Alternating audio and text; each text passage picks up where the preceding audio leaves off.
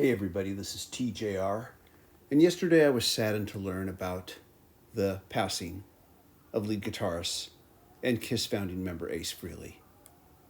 KISS was one of my main gateways into heavier, harder rock music, and Ace Frehley would be one of my initial influences as a lead guitarist.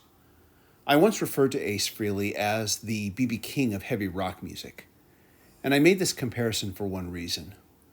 With both players, it wasn't about how many notes they could play or how fast they could play them, but was instead about what they expressed with those notes.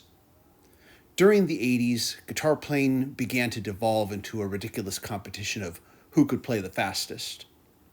Both Ace and BB would teach me, though, that it was all about the phrasing instead, and that what you said with your notes was oftentimes more important than how many of them you could spit out.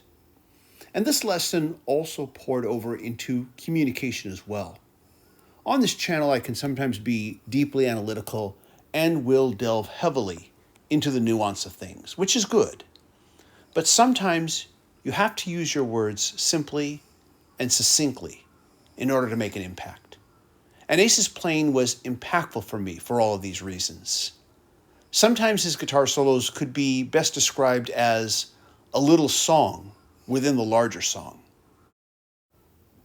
Ace would oftentimes go for a melody first, and then punctuate those melodies with bursts of speed and ferocity.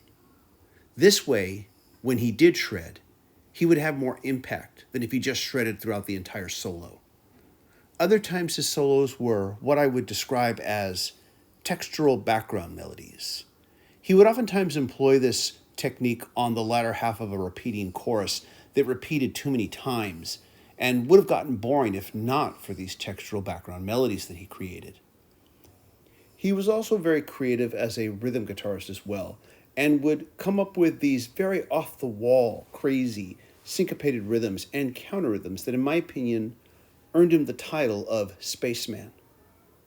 Lastly, there was just the attitude and swagger of his playing, something that all those 80s shred masters couldn't replicate, no matter how fast they played.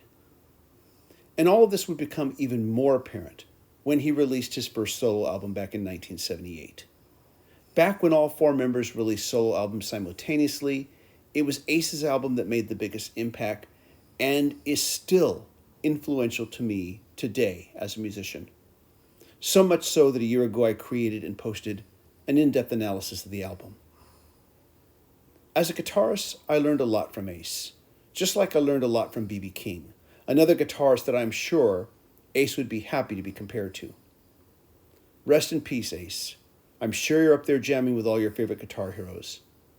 I'm in no hurry to leave this planet at this time, but when it comes, I'm looking forward to hearing you play with all the other greats.